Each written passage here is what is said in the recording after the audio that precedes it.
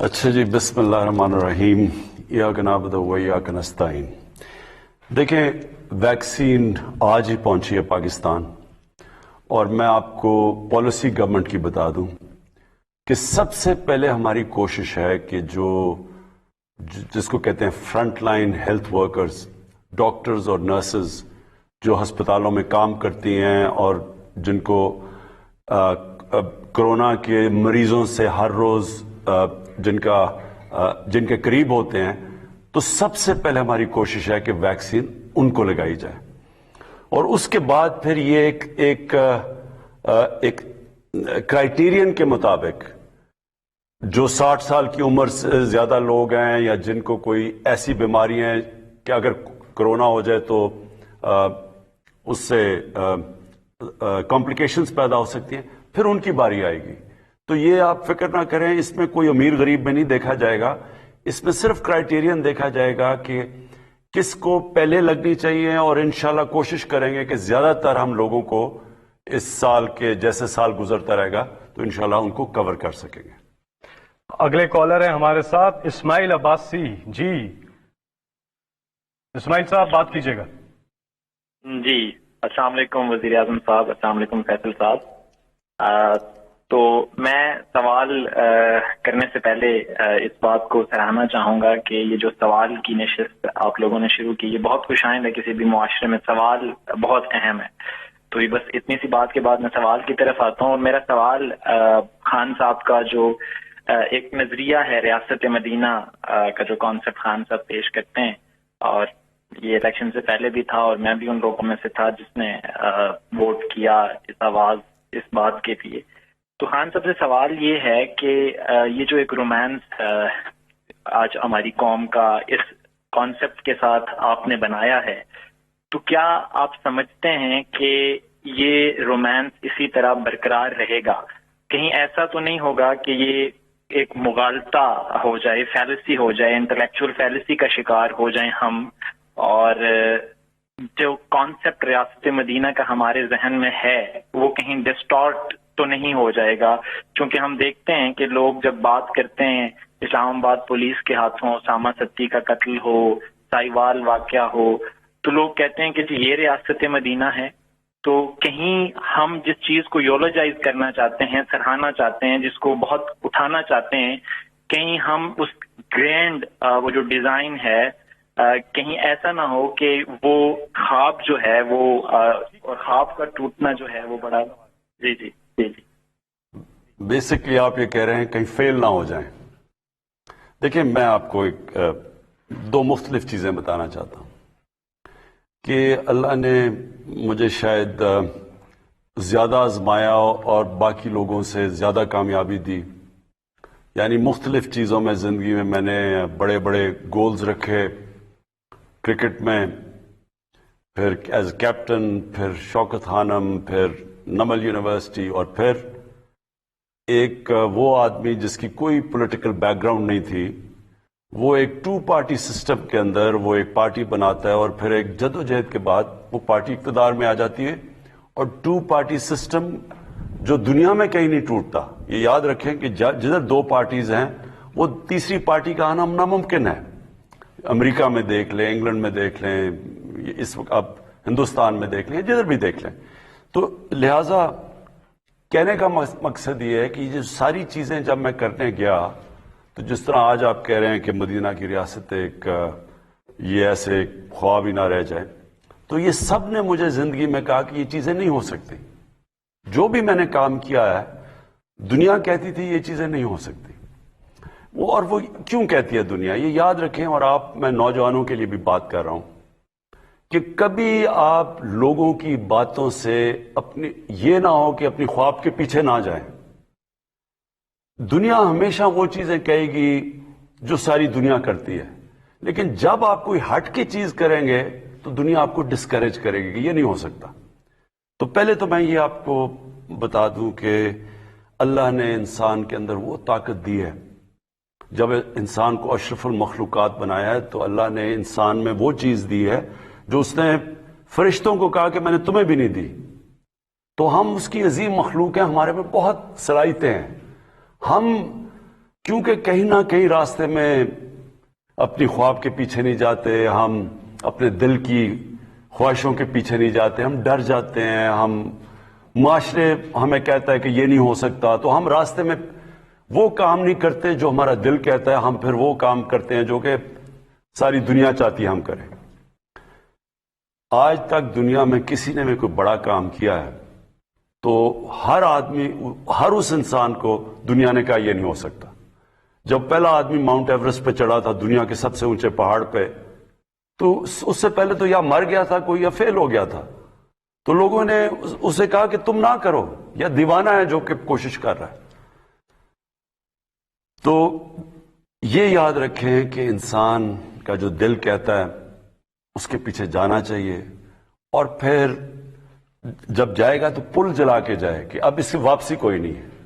یعنی اگر میں نے یہ فیصلہ کیا کہ انشاءاللہ یہ ہمارا مدینہ کے ریاست کے اصولوں پہ ایک عظیم قوم بنے گی، تو اس کے بعد کوئی دوسرا راستہ نہیں ہے۔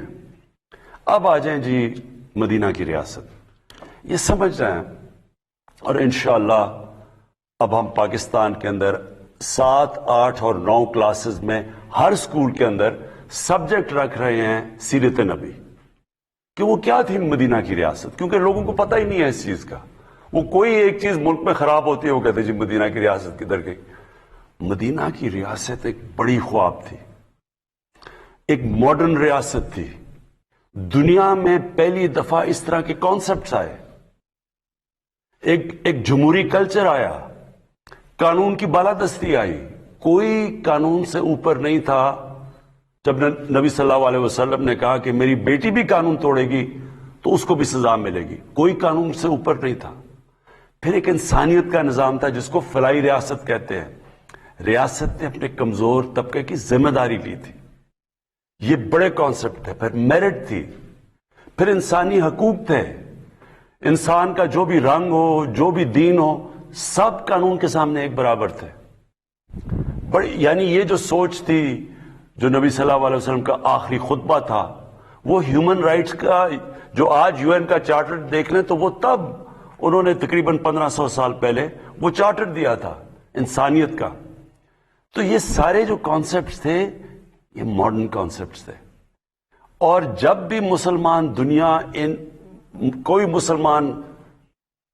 مسلمانوں کی تاریخ میں جو ملک ان اصولوں پہ گیا ہے وہ اوپر چلا گیا، اور جو مسلمان ملک نہیں بھی ہے جب وہ ان اصولوں پہ جاتا ہے وہ اوپر چلا جاتا ہے، اور جو ان سے پیچھے ہٹ جاتا ہے، جو بدقسمتی سے ہم ہٹ گئے ہیں، تو تب وہ ملک نیچے جاتا ہے، جو ہماری آج حالات ہے۔ تو یہ مدینہ کا ریاست، یہ یاد رکھیں، یہ ایک جدوجہد کا نام ہے، یہ سوئچ آن آف نہیں ہوتا کہ مدینہ کی ریاست آ جاتی ہے۔ ساری قوم مل کے ایک بڑی خواب کی طرف جاتی ہے، محنت کرتی ہے، قربانیاں دیتی ہے، مشکل وقت سے نکلتی ہے، لیکن پھر کیونکہ مدینہ کی ریاست نبی صلی اللہ علیہ وسلم کی سنت تھی، وہی قوم اٹھ جاتی ہے اور عظیم قوم بن جاتی ہے، اور انشاءاللہ یہ بننے جا رہی ہے پاکستان ایک عظیم قوم۔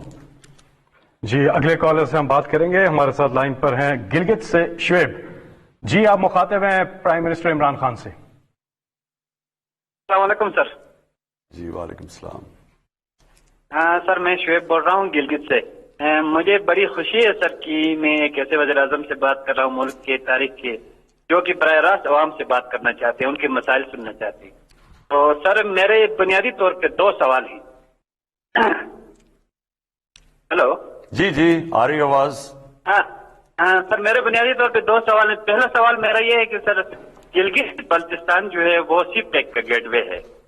پہلے پیپل پارٹی کی گورنمنٹ آئی 2009 میں، 2015 میں مسلم لیگ نون کی گورنمنٹ آئی، انہوں نے ایک پروجیکٹ بھی گلگت بلتستان کے لیے نہیں رکھا سی پیک میں۔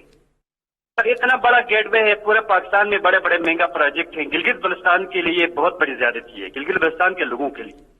سر میرا دوسرا کوشچن یہ ہے کہ 21ویں صدی میں بھی ہم اس وقت گلگت بلتستان کے لوگ جو ہیں وہ 18 گھنٹے کی لوڈ شیڈنگ کا سامنا کر رہے ہیں۔ اس وقت پوری جو ہماری جو ہے نا اکانومی ہے، ہماری جو تعلیم ہے، ہمارے عام پبلک ہے، وہ سفر کر رہی ہے پورے گلگت بلتستان کے تمام 10 اضلاع میں۔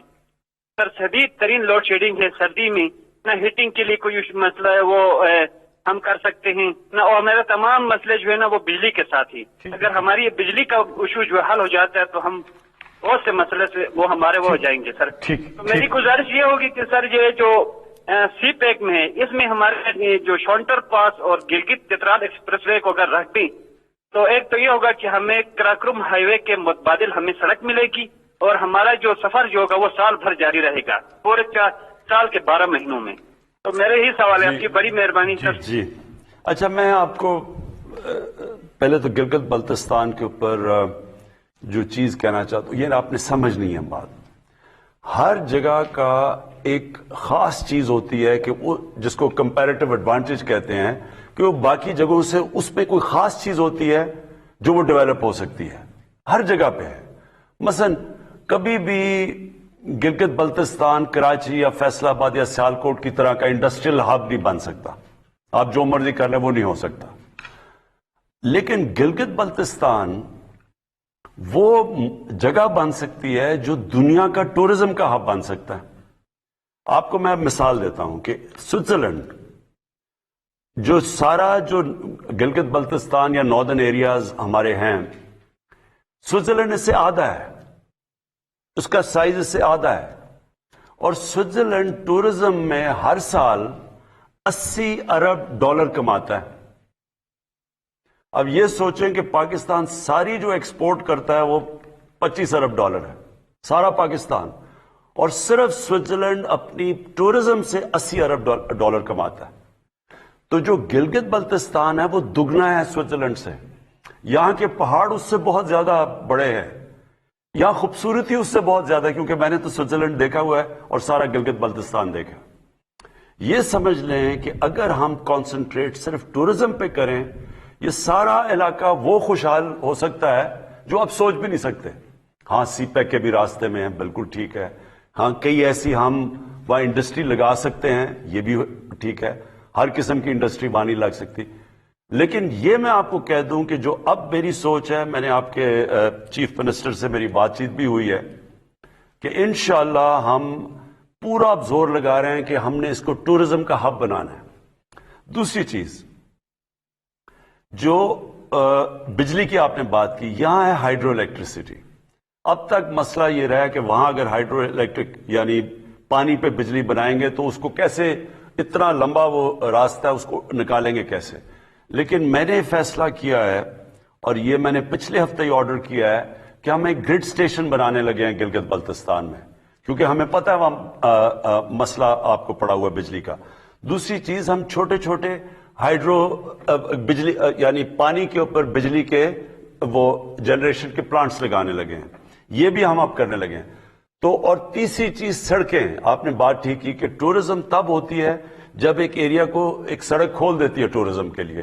وہ بھی ہم نے 2 ایسی سڑکیں پلان کی ہوئی ہیں جو یہ سارا آپ کا علاقہ کھل جائے گا، اور یہاں ٹورزم آگے ہی جو ابھی بھی ٹورزم ہے، جو لوکل ٹورزم ہے، وہی گلگت بلتستان میں دگنی تگنی ہو گئی ہے.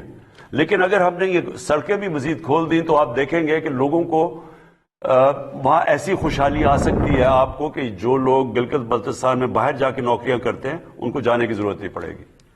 جی گزارش یہ ہے کہ بہت سے لوگ کوشش کر رہے ہیں بات کرنے کی، تو اپنے سوال کو مختصر رکھیے گا تاکہ زیادہ سے زیادہ لوگوں کو موقع مل سکے وہ سوال کر سکیں. 051-921-0809. ہمارے ساتھ اب لائن پر ہیں ارشد اکرم تربت سے. جی ارشد صاحب السلام علیکم.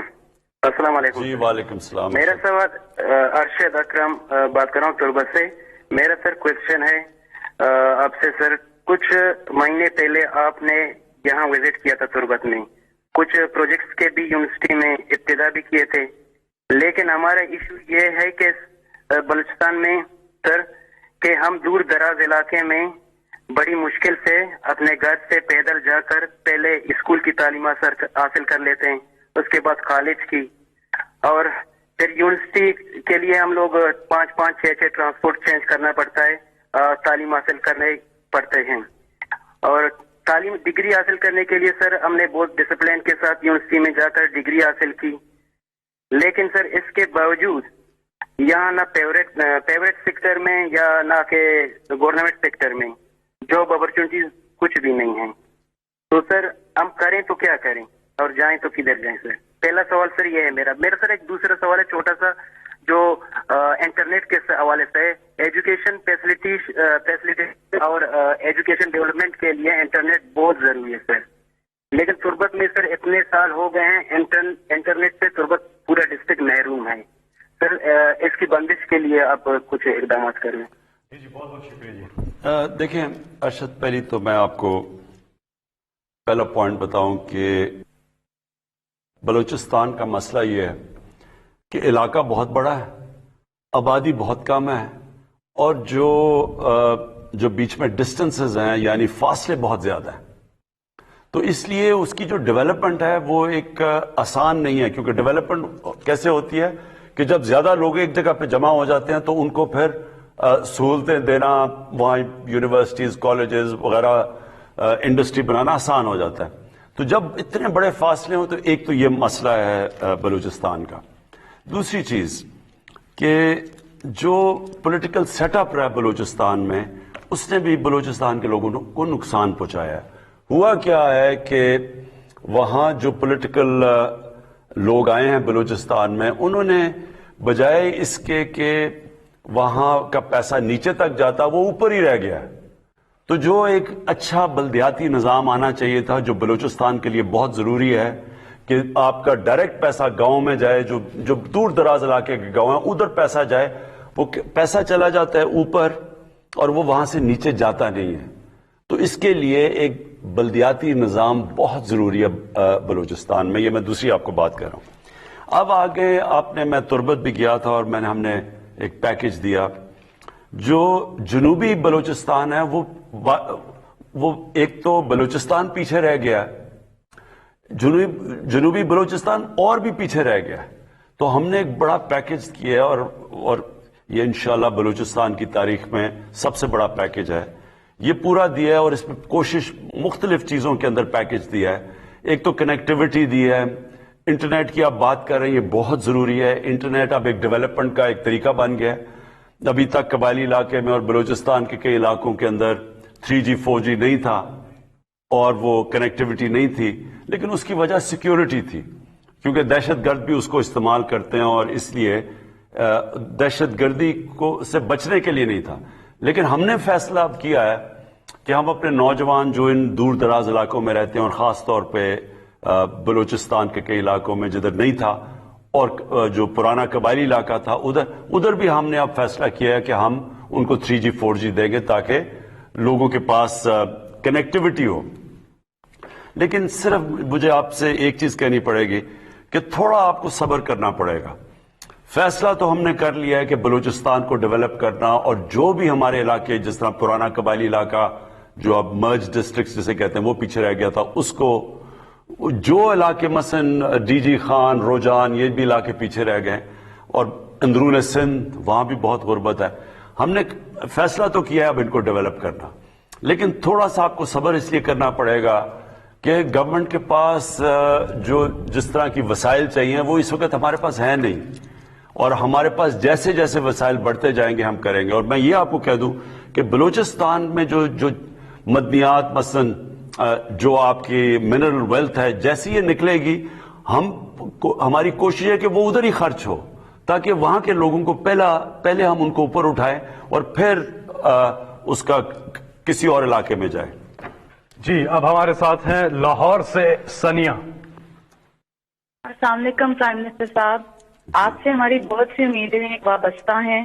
آپ نے غریب کو چھت دینے کا وعدہ کیا، جیسے روٹی کپڑا مکان ایک سیاسی نعرہ تھا، اس طرح آپ کی حکومت نے پاکستان ہاؤسنگ سے غریب عوام کو گھر کا وعدہ کیا۔ سر مجھے کیا بینک قرضہ دے گا؟ میرے یہ نہ کچھ گروی رکھنے کو میرے پاس کچھ ہے، تو مجھے یہ گھر کیسے مل سکیں گے؟ یہ اچھا آپ نے کہا، اس کی بات کر لی۔ اچھا اب میں آپ کو ذرا سمجھاؤں کہ پاکستان کا جو سسٹم کیسا بنا اور کیوں ہم نے یہ لو کاسٹ ہاؤسنگ، یہ وہ طبقہ جو کہ خرید ہی نہیں سکتا گھر، کیوں ان کے لیے پورا پروگرام لے کے آئے جو نیا پاکستان ہاؤسنگ ہے۔ دیکھیں ساری دنیا میں گورنمنٹ گھر نہیں بنا کے دیتی، کوئی بھی دنیا میں گورنمنٹ، امیر سے امیر گورنمنٹ بھی سب کو غریب لوگوں کو گھر نہیں بنا کے دے سکتی. تو ہم ایک سسٹم لے کے آئے ہیں اور وہ آپ نے سمجھنا وہ کیا ہے. ہم نے یہ فیصلہ کیا کہ ہم پہلے تو بینکوں سے قرضے لینے کا سسٹم ہم نے شروع کیا. پاکستان میں آپ کو پتا ساری دنیا میں آپ ذرا یہ بھی ذرا سمجھ لیں, امریکہ کے اندر, برطانیہ میں, یورپ میں 80% بینک جو لوگ گھر لیتے ہیں وہ بینکوں سے قرضے لے کے لیتے ہیں, جس کو مارگیج کہتے ہیں, ہاؤس فائنینسنگ, یعنی بینک فائنینس کرتے ہیں لوگوں کے گھر. تو 80% جو لوگ گھر لیتے ہیں وہ بینکوں سے قرضہ لے کے لیتے ہیں. ملیشیا میں 30% لوگ بینکوں سے قرضہ لے کے لیتے ہیں, گھر بناتے ہیں. ہندوستان میں 10% لوگ یعنی مارگیج فائنینسنگ کرتے ہیں, اور پاکستان میں 0.2%. یعنی ہمارا کوئی یا کیش ہے تو گھر بناؤ, نہیں تو گھر ہی نہیں بنا سکتے. تو لہٰذا ہم نے جو سسٹم لے کے آئے, پہلے ہم نے ایک فور کلوجر لا ہے جو رکاوٹ بنا ہوا تھا. یعنی اگر بینک کسی کو پیسے دیں, کیوں نہیں پیسے دیتے تھے؟ کیونکہ اگر وہ کسی کو پیسے دیں اور وہ گھر نہ بنائے تو ان کا پیسہ ڈوب جاتا تھا, بینک پیسے نہیں دیتے تھے. لہٰذا ایک عدالت کے اندر ہمیں بڑی 2 سال لگے وہ قانون جو پھنسا ہوا تھا, جو قانون, اس کو کلیئر کرتے ہوئے. اس کو کہتے ہیں فور کلوجر لا. اب یہ جو رکاوٹ ختم ہو گیا, اب بینک قرضہ دے سکتے ہیں. لیکن اس کے لیے بھی بینکوں کو پریکٹس ہی نہیں ہے قرضے دینے کی, کیونکہ انہوں نے کبھی چھوٹے لوگوں کو قرضے ہی نہیں دیے. تو لہٰذا میں خود بینک مینیجر سے, سارے جو بینکس کے ہیڈز ہیں ان کو ملا ہوں. ہم یہاں میٹنگ کرتے ہیں ہر جمعرات کو. مقصد یہ ہے کہ بینکوں کو اب ٹرین کریں کہ وہ چھوٹے لوگوں کو قرضے دیں, جو تنخواہ دار ہیں, جو مزدور ہیں, جو جن کے پاس کیش نہیں ہے گھر بنانے کا. اور ہم نے کیا ہے کہ ہم نے گورنمنٹ سبسڈائز کر رہی ہے, یعنی 5% سے زیادہ گورنمنٹ سبسڈائز کر رہی ہے. پھر پہلے لاکھ گھر جو بنیں گے 3 لاکھ روپیہ ہر گھر کو سبسڈی دے گی گورنمنٹ. اور اس سے کیا ہوگا, جتنے لوگ کرایہ پہ خرچ کرتے ہیں, اپنا جو مہینے کا کرایہ دیتے ہیں, وہی کرایہ دینے کے بجائے وہ اس کو قسطوں میں دے دیں گے بینک کو. تو ہوگا کیا کہ وہ بجائے کرایہ دینا کہ وہ قسطیں دیں گے, اور گھر ان کا اپنا ہو جائے گا. یہ ہے ہمارا پروجیکٹ, یہ شروع ہو گیا ہے. آہستہ آہستہ لوگوں کو سمجھ آ رہی ہے, بینکس بھی آہستہ آہستہ سمجھ رہے ہیں. لیکن انشاءاللہ یہ اب آپ ٹی وی پہ اشتہار دیکھتے ہوں گے, بینکس اب اشتہار دے رہے ہیں, بینکس خود کہہ رہے ہیں کہ لوگ آ کے تو ہمارے سے قرضے لیں. تو یہ ہمارا جو ہے, یہ پہلی دفعہ پاکستان میں ہو رہا ہے کہ عام آدمی جس کے پاس پیسے نہیں ہیں, جو تنخواہ دار ہے, جو مزدور ہے, اس کو بھی موقع مل جائے گا کہ اپنا گھر بنا لے. جی اگلے کالر ہیں ہمارے ساتھ, نمبر ہے 0519210809.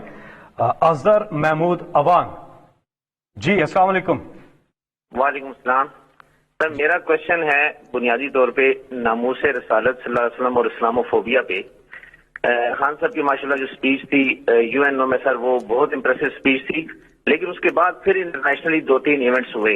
اب چاہیے تو یہ تھا کہ انٹرنیشنلی کچھ ایسی ویل انٹیگریٹڈ مربوط حکمت عملی ہوتی اور اسلامی ممالک کو ساتھ ملا کر سر ایسا کام کیا جائے کہ جس سے یہ ایشو پرماننٹلی ریزالو ہو جائے, ختم ہو جائے. تو اس سلسلے میں سوال یہ ہے کہ سر اس سلسلے میں آپ کی کیا حکمت عملی ہے کہ آئندہ آنے والے دنوں میں کیا کوئی ایسا مضبوط پلان بن سکتا ہے کہ جس سے عالمی سطح پر اس ایشو کو اس طرح سے دوبارہ سے نہ اٹھایا جائے اور دنیا کے 1.5 ارب مسلمانوں کے دلوں کو اس طرح سے ٹھیس نہ پہنچائی جائے؟ اس کے لیے کیا کوئی عملی اقدامات کیے جا رہے ہیں؟ دیکھیں, یہ ہماری بڑی بدقسمتی ہے مسلمانوں کی کہ یہ شروع ہوا ہے 1989 سے, جب سلمان رشدی نے کتاب لکھی اور اس کے اندر اس نے گستاخی کی ہمارے نبی صلی اللہ علیہ وسلم کی شان میں. تو تب سے مغرب کے اندر یہ سلسلہ شروع ہوا. پچھلے 30 سالوں سے ہوتا کیا تھا کہ مسلمان کو تکلیف پہنچتی تھی جب یہ اس طرح کی کوئی ان کی شان میں گستاخی ہو. اس کے بعد وہاں مغرب میں کوئی رائٹس, یا یہاں بھی لوگ سڑکوں پہ نکلتے تھے, کیونکہ مغرب کو اس چیز کی سمجھ نہیں تھی, کیونکہ وہاں وہ بالکل دین کو اور طرح لیتے ہیں. وہ تو اس کو اس طرح نہیں لیتے جس طرح ہم لیتے ہیں، اور نہ ہی ان کو سمجھ آئے کہ مسلمانوں کو کتنی تکلیف ہوتی ہے، کہ کیسے نبی صلی اللہ علیہ وسلم ہمارے دلوں میں رہتے ہیں. ہمیں اپنی فیملی سے زیادہ تکلیف ہوتی ہے، یعنی کوئی چیز ہمیں اتنی تکلیف نہیں دیتی جتنی جب ان کی شان میں کوئی گستاخی کرتا ہے. لیکن مغرب کو یہ سمجھ نہیں آتی، کیونکہ وہ کہتے ہیں جی فریڈم آف سپیچ ہے ہماری اور ہم آزادی رائے کے نام پہ ہم جو بھی کر لیں. حالانکہ وہاں کئی چیزیں آزادی رائے میں نہیں آتی. میں جب پرائم منسٹر بنا، میں نے پہلے OIC میں اس چیز کو اٹھایا، پھر میں یونائٹڈ نیشنز کی جنرل اسمبلی میں اس کو اٹھایا، پھر پریزیڈنٹ اردوغان اور مہاتر محمد، ہم نے تینوں نے مل کے اس کے اوپر بات چیت کی کہ مغرب کو سمجھایا. لیکن وہاں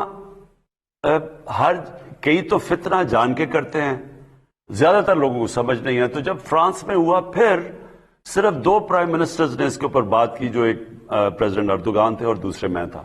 ہم نے جب اس کے اوپر جب فرانس میں یہ کارٹون نکلے.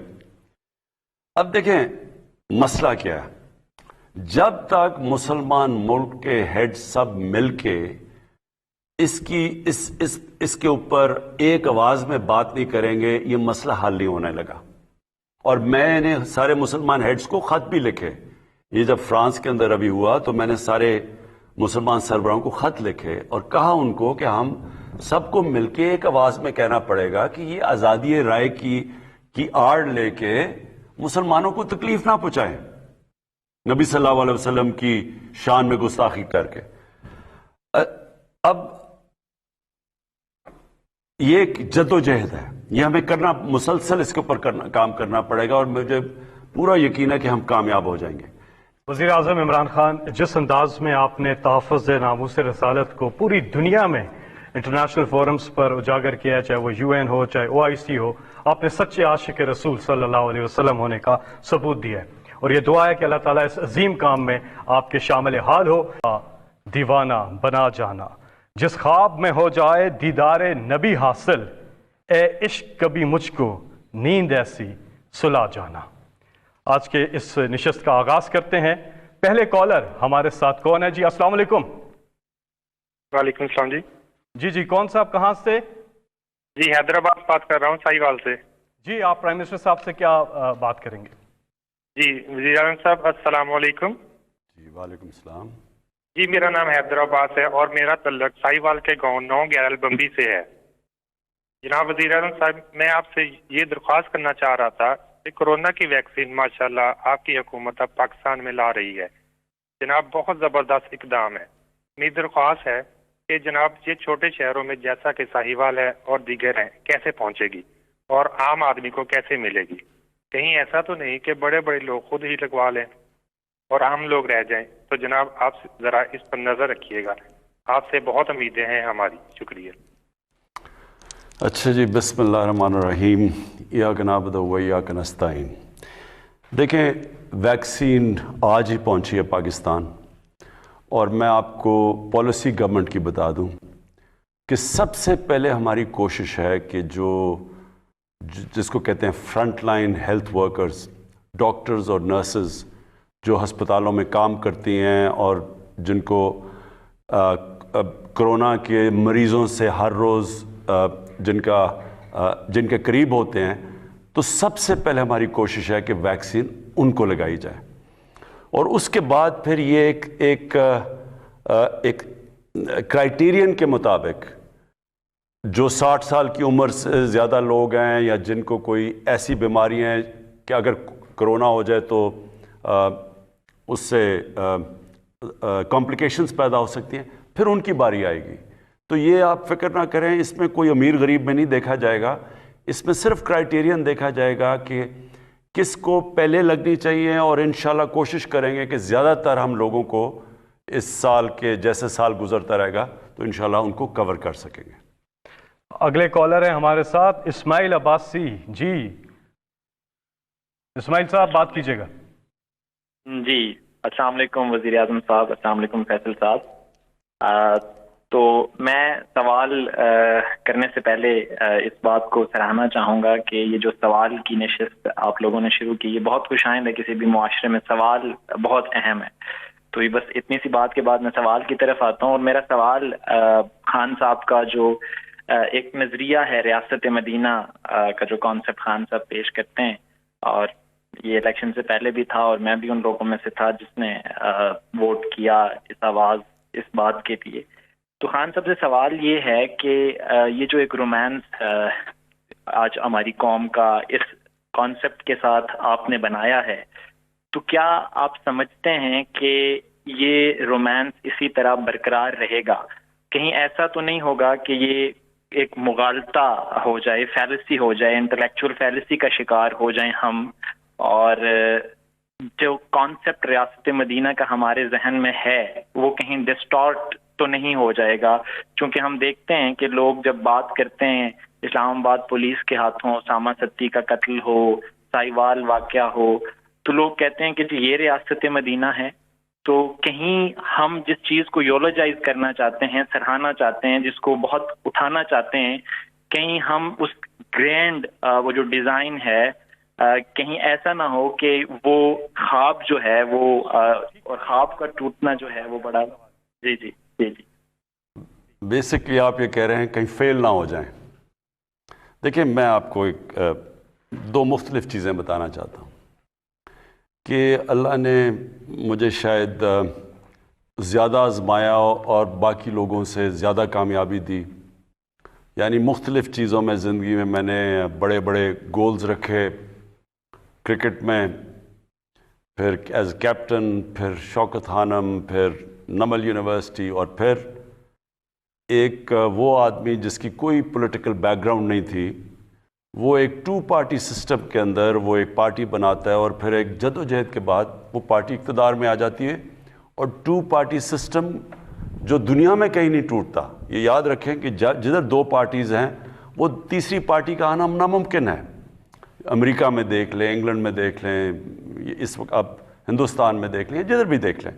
تو لہٰذا کہنے کا مقصد یہ ہے کہ یہ ساری چیزیں جب میں کرنے گیا، تو جس طرح آج آپ کہہ رہے ہیں کہ مدینہ کی ریاست ایک یہ ایسے خواب ہی نہ رہ جائے، تو یہ سب نے مجھے زندگی میں کہا کہ یہ چیزیں نہیں ہو سکتی.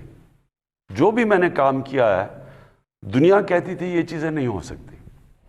اور وہ کیوں کہتی ہے دنیا؟ یہ یاد رکھیں، اور میں نوجوانوں کے لیے بھی بات کر رہا ہوں کہ کبھی آپ لوگوں کی باتوں سے یہ نہ ہو کہ اپنی خواب کے پیچھے نہ جائیں. دنیا ہمیشہ وہ چیزیں کہے گی جو ساری دنیا کرتی ہے، لیکن جب آپ کوئی ہٹ کے چیز کریں گے تو دنیا آپ کو ڈسکریج کرے گی کہ یہ نہیں ہو سکتا. تو پہلے تو میں یہ آپ کو بتا دوں کہ اللہ نے انسان کے اندر وہ طاقت دی ہے. جب انسان کو اشرف المخلوقات بنایا ہے تو اللہ نے انسان میں وہ چیز دی ہے جو اس نے فرشتوں کو کہا کہ میں نے تمہیں بھی نہیں دی. تو ہم اس کی عظیم مخلوق ہیں، ہمارے میں بہت صلاحیتیں ہیں. ہم کیونکہ کہیں نہ کہیں راستے میں اپنی خواب کے پیچھے نہیں جاتے، ہم اپنے دل کی خواہشوں کے پیچھے نہیں جاتے، ہم ڈر جاتے ہیں، ہم معاشرے ہمیں کہتا ہے کہ یہ نہیں ہو سکتا، تو ہم راستے میں وہ کام نہیں کرتے جو ہمارا دل کہتا ہے، ہم پھر وہ کام کرتے ہیں جو کہ ساری دنیا چاہتی ہے ہم کریں. آج تک دنیا میں کسی نے بھی کوئی بڑا کام کیا ہے تو ہر آدمی، ہر اس انسان کو دنیا نے کہا یہ نہیں ہو سکتا.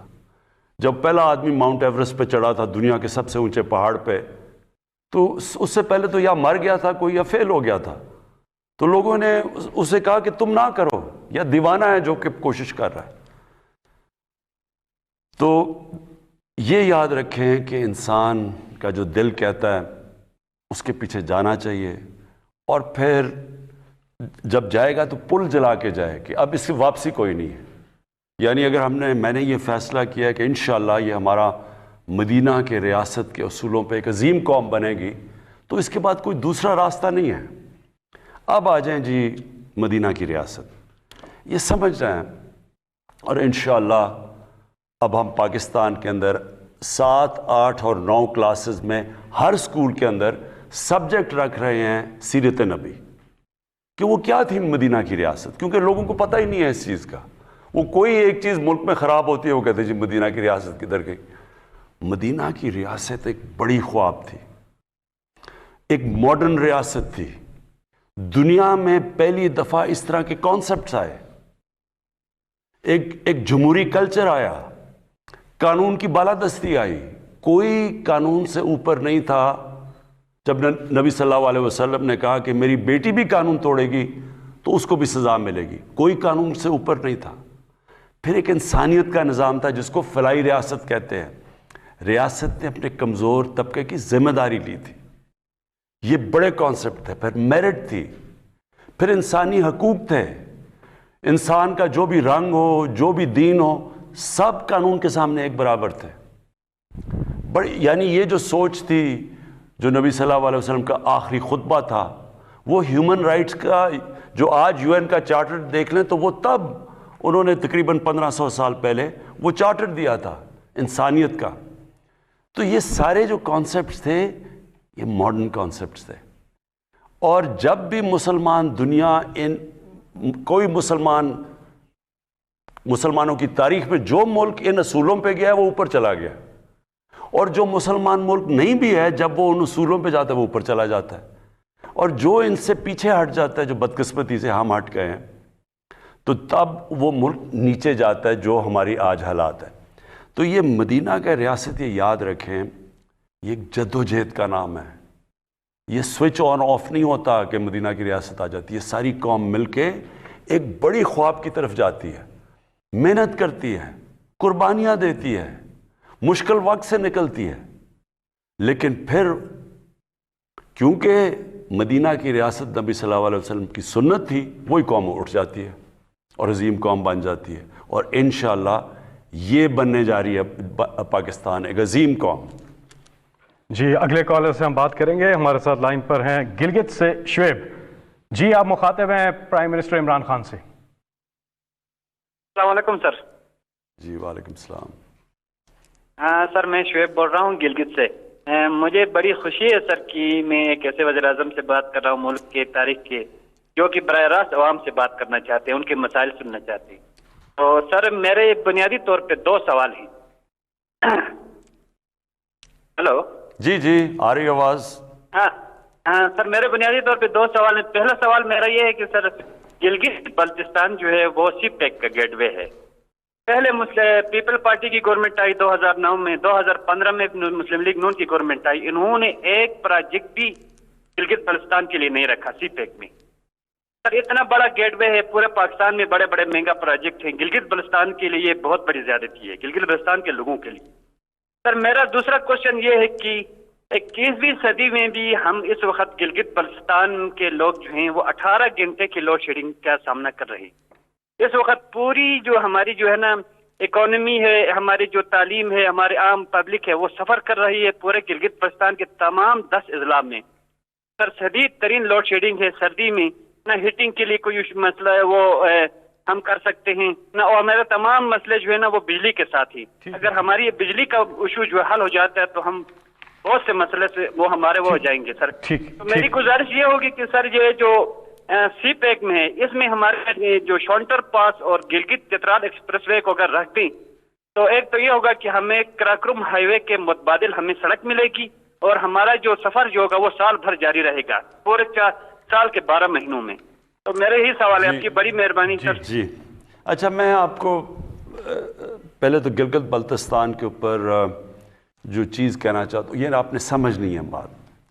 ہر جگہ کا ایک خاص چیز ہوتی ہے کہ وہ جس کو کمپیریٹیو ایڈوانٹیج کہتے ہیں, کہ وہ باقی جگہوں سے اس میں کوئی خاص چیز ہوتی ہے جو وہ ڈیولپ ہو سکتی ہے. ہر جگہ پہ ہے. مثلا کبھی بھی گلگت بلتستان کراچی یا فیصل آباد یا سیالکوٹ کی طرح کا انڈسٹریل ہب نہیں بن سکتا. آپ جو مرضی کر لیں وہ نہیں ہو سکتا. لیکن گلگت بلتستان وہ جگہ بن سکتی ہے جو دنیا کا ٹورزم کا ہب بن سکتا ہے. آپ کو میں مثال دیتا ہوں کہ سوئٹزرلینڈ, جو سارا جو گلگت بلتستان یا ناردرن ایریاز ہمارے ہیں, سوئٹزرلینڈ اس سے آدھا ہے, اس کا سائز اس سے آدھا ہے. اور سوئٹزرلینڈ ٹورزم میں ہر سال $80 ارب کماتا ہے. اب یہ سوچیں کہ پاکستان ساری جو ایکسپورٹ کرتا ہے وہ $25 ارب ہے، سارا پاکستان، اور صرف سوئٹزرلینڈ اپنی ٹورزم سے $80 ارب کماتا ہے۔ تو جو گلگت بلتستان ہے وہ دگنا ہے سوئٹزرلینڈ سے، یہاں کے پہاڑ اس سے بہت زیادہ بڑے ہیں، یہاں خوبصورتی اس سے بہت زیادہ ہے، کیونکہ میں نے تو سوئٹزرلینڈ دیکھا ہوا ہے اور سارا گلگت بلتستان دیکھا۔ یہ سمجھ لیں کہ اگر ہم کانسنٹریٹ صرف ٹورزم پہ کریں، یہ سارا علاقہ وہ خوشحال ہو سکتا ہے جو آپ سوچ بھی نہیں سکتے۔ ہاں سی پیک کے بھی راستے میں ہیں، بالکل ٹھیک ہے، ہاں کئی ایسی ہم وہاں انڈسٹری لگا سکتے ہیں، یہ بھی ٹھیک ہے، ہر قسم کی انڈسٹری وہاں نہیں لگ سکتی۔ لیکن یہ میں آپ کو کہہ دوں کہ جو اب میری سوچ ہے، میں نے آپ کے چیف منسٹر سے میری بات چیت بھی ہوئی ہے کہ انشاءاللہ ہم پورا اب زور لگا رہے ہیں کہ ہم نے اس کو ٹورزم کا ہب بنانا ہے۔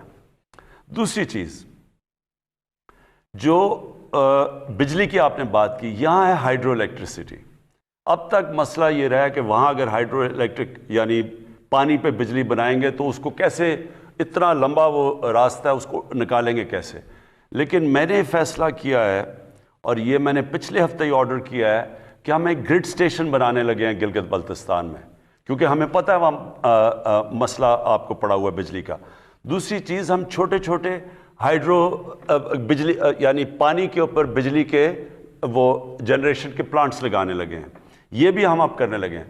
تو اور تیسری چیز سڑکیں، آپ نے بات ٹھیک کی کہ ٹورزم تب ہوتی ہے جب ایک ایریا کو ایک سڑک کھول دیتی ہے ٹورزم کے لیے، وہ بھی ہم نے 2 ایسی سڑکیں پلان کی ہوئی ہیں جو یہ سارا آپ کا علاقہ کھل جائے گا، اور یہاں ٹورزم آگے ہی جو ابھی بھی ٹورزم ہے، جو لوکل ٹورزم ہے، وہی گلگت بلتستان میں دگنی تگنی ہو گئی ہے۔ لیکن اگر ہم نے یہ سڑکیں بھی مزید کھول دیں تو آپ دیکھیں گے کہ لوگوں کو وہاں ایسی خوشحالی آ سکتی ہے آپ کو کہ جو لوگ گلگت بلتستان میں باہر جا کے نوکریاں کرتے ہیں ان کو جانے کی ضرورت نہیں پڑے گی۔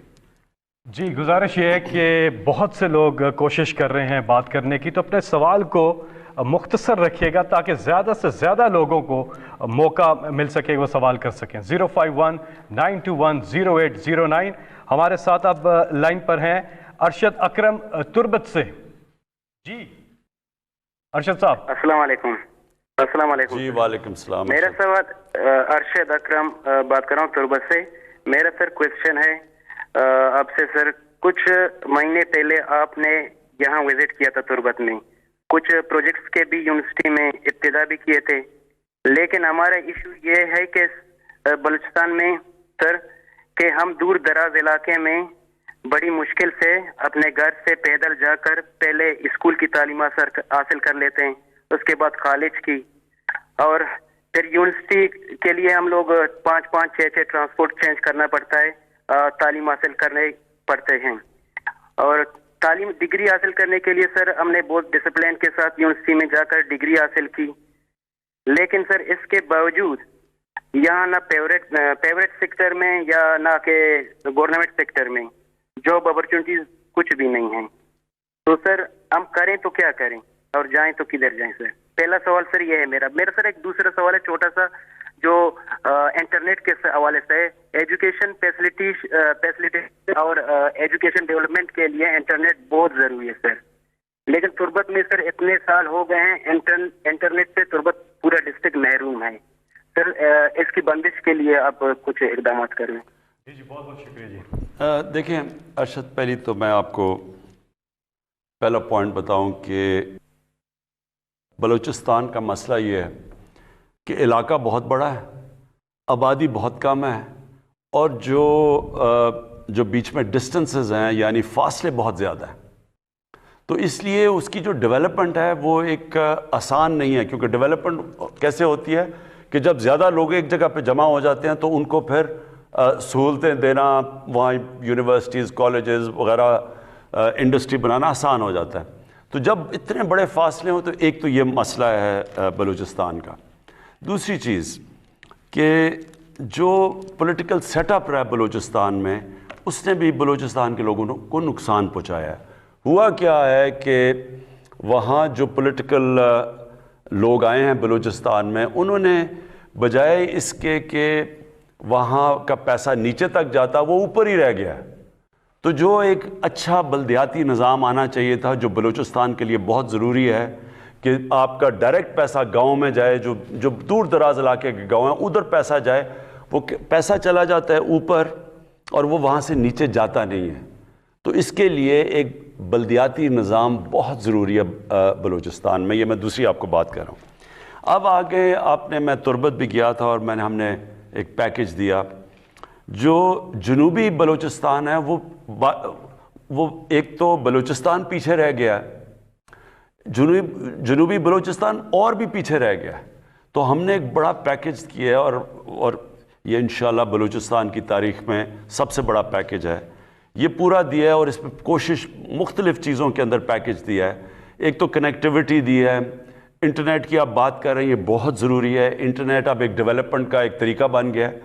ابھی تک قبائلی علاقے میں اور بلوچستان کے کئی علاقوں کے اندر 3G 4G نہیں تھا اور وہ کنیکٹیوٹی نہیں تھی، لیکن اس کی وجہ سیکیورٹی تھی، کیونکہ دہشت گرد بھی اس کو استعمال کرتے ہیں اور اس لیے دہشت گردی سے بچنے کے لیے نہیں تھا۔ لیکن ہم نے فیصلہ اب کیا ہے کہ ہم اپنے نوجوان جو ان دور دراز علاقوں میں رہتے ہیں اور خاص طور پہ بلوچستان کے کئی علاقوں میں جدھر نہیں تھا اور جو پرانا قبائلی علاقہ تھا ادھر بھی ہم نے اب فیصلہ کیا ہے کہ ہم ان کو 3G 4G دیں گے تاکہ لوگوں کے پاس کنیکٹیوٹی ہو۔ لیکن صرف مجھے آپ سے ایک چیز کہنی پڑے گی کہ تھوڑا آپ کو صبر کرنا پڑے گا۔ فیصلہ تو ہم نے کر لیا ہے کہ بلوچستان کو ڈیولپ کرنا، اور جو بھی ہمارے علاقے جس طرح پرانا قبائلی علاقہ جو اب مرج ڈسٹرکٹس جسے کہتے ہیں وہ پیچھے رہ گیا تھا، اس کو جو علاقے مثلا DG خان، روجان، یہ بھی علاقے پیچھے رہ گئے، اور اندرون سندھ وہاں بھی بہت غربت ہے۔ ہم نے فیصلہ تو کیا ہے اب ان کو ڈیولپ کرنا، لیکن تھوڑا سا آپ کو صبر اس لیے کرنا پڑے گا کہ گورنمنٹ کے پاس جس طرح کی وسائل چاہیے وہ اس وقت ہمارے پاس ہیں نہیں، اور ہمارے پاس جیسے جیسے وسائل بڑھتے جائیں گے ہم کریں گے۔ اور میں یہ آپ کو کہہ دوں کہ بلوچستان میں جو مدنیات مثلا جو آپ کی منرل ویلتھ ہے، جیسی یہ نکلے گی ہماری کوشش ہے کہ وہ ادھر ہی خرچ ہو، تاکہ وہاں کے لوگوں کو پہلے ہم ان کو اوپر اٹھائیں اور پھر اس کا کسی اور علاقے میں جائے۔ جی اب ہمارے ساتھ ہیں لاہور سے ثانیہ۔ السلام علیکم پرائم منسٹر صاحب، آپ سے ہماری بہت سی امیدیں وابستہ ہیں۔ آپ نے غریب کو چھت دینے کا وعدہ کیا، جیسے روٹی کپڑا مکان ایک سیاسی نعرہ تھا، اس طرح آپ کی حکومت نے پاکستان ہاؤسنگ سے غریب عوام کو گھر کا وعدہ کیا۔ سر مجھے کیا بینک قرضہ دے گا؟ میرے یہ نہ کچھ گروی رکھنے کو میرے پاس کچھ ہے، تو مجھے یہ گھر کیسے مل سکیں گے؟ یہ اچھا آپ نے کہا، اس کی بات کر لی۔ اچھا اب میں آپ کو ذرا سمجھاؤں کہ پاکستان کا جو سسٹم کیسا بنا اور کیوں ہم نے یہ لو کاسٹ ہاؤسنگ، یہ وہ طبقہ جو کہ خرید ہی نہیں سکتا گھر، کیوں ان کے لیے پورا پروگرام لے کے آئے جو نیا پاکستان ہاؤسنگ ہے۔ دیکھیں ساری دنیا میں گورنمنٹ گھر نہیں بنا کے دیتی، کوئی بھی دنیا میں گورنمنٹ، امیر سے امیر گورنمنٹ بھی سب کو غریب لوگوں کو گھر نہیں بنا کے دے سکتی۔ تو ہم ایک سسٹم لے کے آئے ہیں اور وہ آپ نے سمجھنا وہ کیا ہے۔ ہم نے یہ فیصلہ کیا کہ ہم پہلے تو بینکوں سے قرضے لینے کا سسٹم ہم نے شروع کیا۔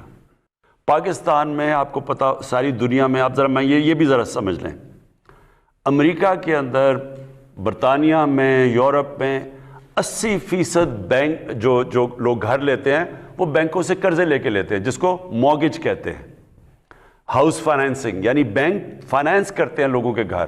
تو 80% جو لوگ گھر لیتے ہیں وہ بینکوں سے قرضہ لے کے لیتے ہیں۔ ملیشیا میں 30% لوگ بینکوں سے قرضہ لے کے لیتے ہیں، گھر بناتے ہیں۔ ہندوستان میں 10% لوگ یعنی مورگیج فائنینسنگ کرتے ہیں، اور پاکستان میں 0.2%، یعنی ہمارا کوئی یا کیش ہے تو گھر بناؤ، نہیں تو گھر ہی نہیں بنا سکتے۔ تو لہٰذا ہم نے جو سسٹم لے کے آئے، پہلے ہم نے ایک فور کلوجر لا ہے جو رکاوٹ بنا ہوا تھا، یعنی اگر بینک کسی کو پیسے دیں، کیوں نہیں پیسے دیتے تھے؟ کیونکہ اگر وہ کسی کو پیسے دیں اور وہ گھر نہ بنائے تو ان کا پیسہ ڈوب جاتا تھا، بینک پیسے نہیں دیتے تھے۔ لہٰذا ایک عدالت کے اندر ہمیں بڑی 2 سال لگے وہ قانون جو پھنسا ہوا تھا، جو قانون، اس کو کلیئر کرتے ہوئے، اس کو کہتے ہیں فورکلوجر لا. اب یہ جو رکاوٹ ختم ہو گئی ہے, اب بینک قرضہ دے سکتے ہیں, لیکن اس کے لیے بھی بینکوں کو پریکٹس ہی نہیں ہے قرضے دینے کی, کیونکہ انہوں نے کبھی چھوٹے لوگوں کو قرضے ہی نہیں دیے. تو لہٰذا میں خود بینک مینیجر سے, سارے جو بینکس کے ہیڈز ہیں ان کو ملا ہوں. ہم یہاں میٹنگ کرتے ہیں ہر جمعرات کو. مقصد یہ ہے کہ بینکوں کو اب ٹرین کریں کہ وہ چھوٹے لوگوں کو قرضے دیں, جو تنخواہ دار ہیں, جو مزدور ہیں, جو جن کے پاس کیش نہیں ہے گھر بنانے کا. اور ہم نے کیا ہے کہ ہم نے گورنمنٹ سبسڈائز کر رہی ہے, یعنی 5% سے زیادہ گورنمنٹ سبسڈائز کر رہی ہے. پھر پہلے لاکھ گھر جو بنیں گے 3 لاکھ روپیہ ہر گھر کو سبسڈی دے گی گورنمنٹ. اور اس سے کیا ہوگا, جتنے لوگ کرایہ پہ خرچ کرتے ہیں, اپنا جو مہینے کا کرایہ دیتے ہیں, وہی کرایہ دینے کے بجائے وہ اس کو قسطوں میں دے دیں گے بینک کو.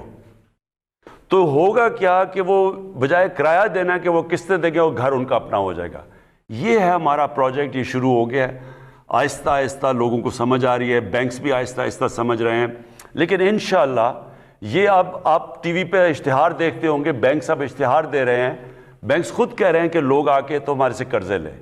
تو یہ ہمارا جو ہے, یہ پہلی دفعہ پاکستان میں ہو رہا ہے کہ عام آدمی جس کے پاس پیسے نہیں ہیں, جو تنخواہ دار ہے, جو مزدور ہے, اس کو بھی موقع مل جائے گا کہ اپنا گھر بنا لے.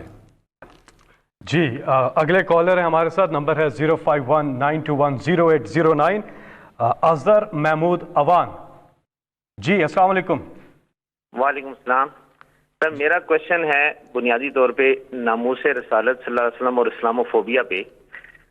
خان صاحب کی ماشاءاللہ جو سپیچ تھی UN میں سر, وہ بہت امپریسو سپیچ تھی, لیکن اس کے بعد پھر انٹرنیشنلی 2-3 ایونٹس ہوئے. اب چاہیے تو یہ تھا کہ انٹرنیشنلی کچھ ایسی ویل انٹیگریٹڈ مربوط حکمت عملی ہوتی اور اسلامی ممالک کو ساتھ ملا کر سب ایسا کام کیا جائے کہ جس سے یہ ایشو پرماننٹلی ریزالو ہو جائے, ختم ہو جائے.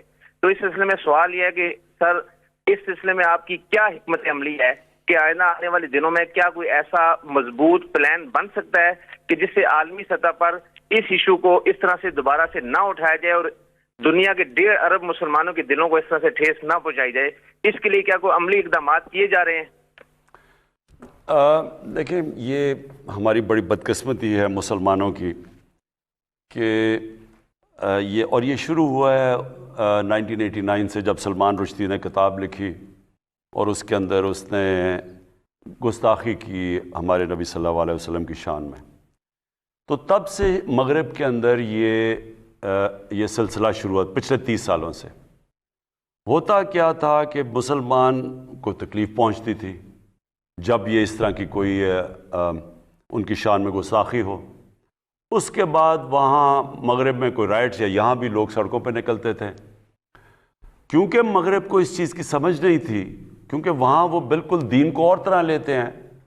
وہ تو اس کو اس طرح نہیں لیتے جس طرح ہم لیتے ہیں, اور نہ ہی ان کو سمجھ ہے کہ مسلمانوں کو کتنی تکلیف ہوتی ہے, کہ کیسے نبی صلی اللہ علیہ وسلم ہمارے دلوں میں رہتے ہیں. ہمیں اپنی فیملی سے زیادہ تکلیف ہوتی ہے, یعنی کوئی چیز ہمیں اتنی تکلیف نہیں دیتی جتنی جب ان کی شان میں کوئی گستاخی کرتا ہے. لیکن مغرب کو یہ سمجھ نہیں آتی, کیونکہ وہ کہتے ہیں جی فریڈم آف سپیچ ہے ہماری اور ہم آزادی رائے کے نام پہ ہم جو بھی کر لیں. حالانکہ وہاں کئی چیزیں آزادی رائے میں نہیں آتی. میں جب پرائم منسٹر بنا, میں نے پہلے OIC میں اس چیز کو اٹھایا, پھر میں یونائٹڈ نیشنز کی جنرل اسمبلی میں اس کو اٹھایا, پھر پریزیڈنٹ اردوغان اور مہاتر محمد, ہم نے تینوں نے مل کے اس کے اوپر بات چیت کی کہ مغرب کو سمجھایا. لیکن وہاں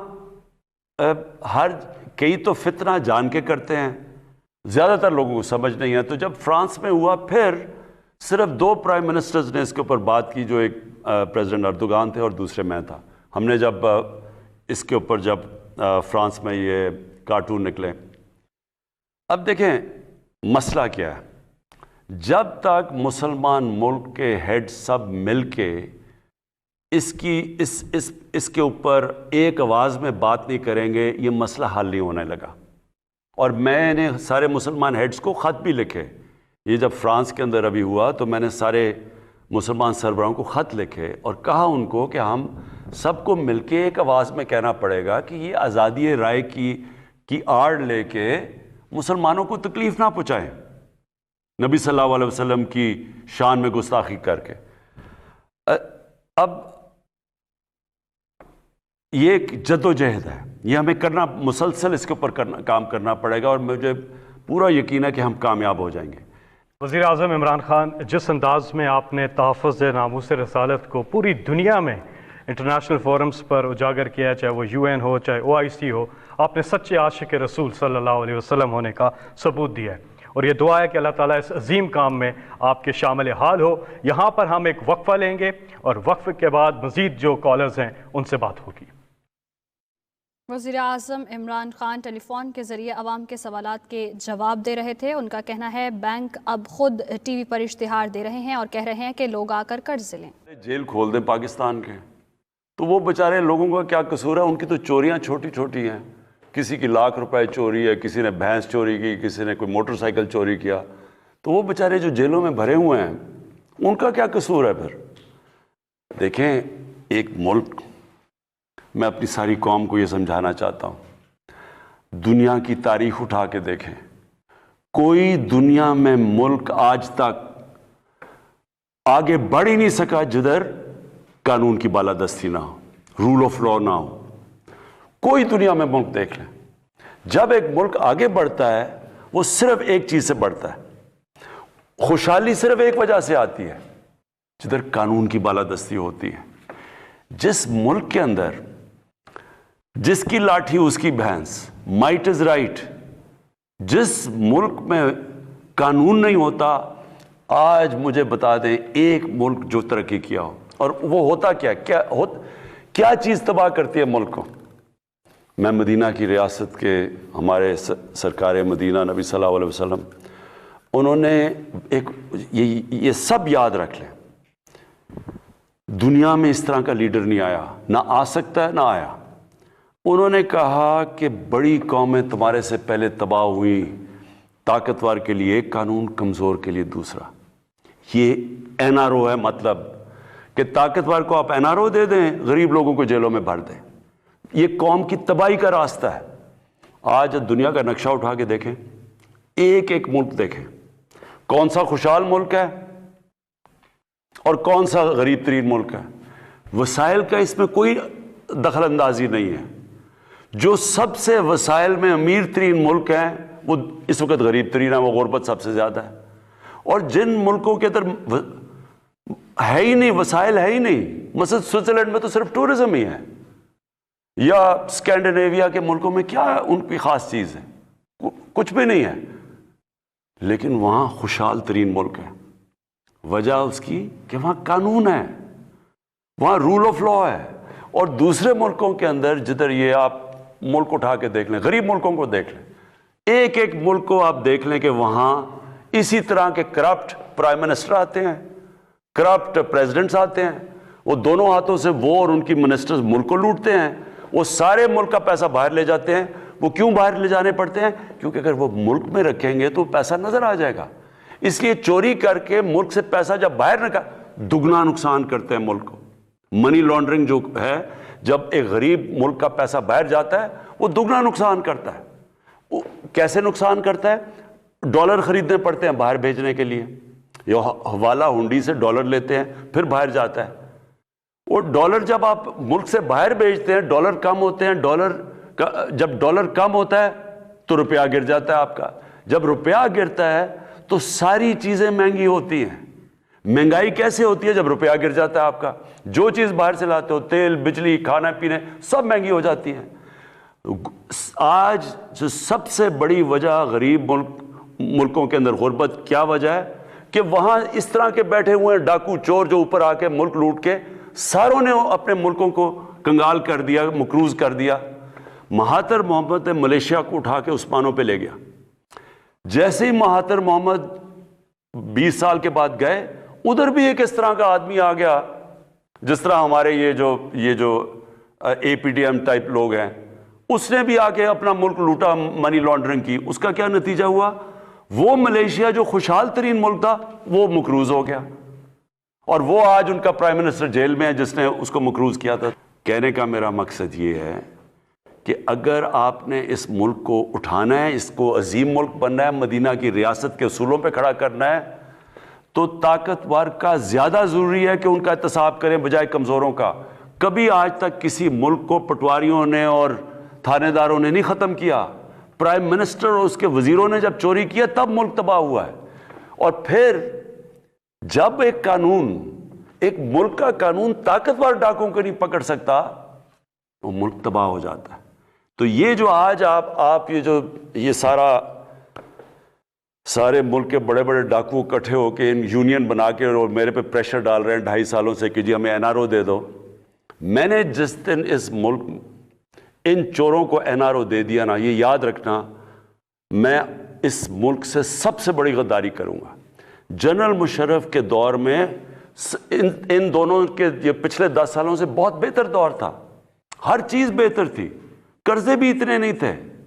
جنرل مشرف کے دور میں قرضے اتنے نہیں چڑھے جو ان 10 سالوں میں انہوں نے 4 گنا پاکستان کا قرضہ چڑھایا، لیکن اس نے جو ان 2 بڑے ڈاکوؤں کو 2 NRO دیے، وہ آج ہم بیٹھے ہوئے ہیں جو بھگت رہے ہیں، وہ 4 گنا زیادہ جو قرضہ چڑھایا ان 10 سالوں کے اندر، وہ آج ہم کیسے بھگت رہے ہیں؟ جو ہم پیسہ اکٹھا کرتے ہیں آدھا پیسہ چلا جاتا ہے ان کے لیے ہوئے قرضوں کے سود دینے پہ، تو ملک کیسے چل سکتا ہے؟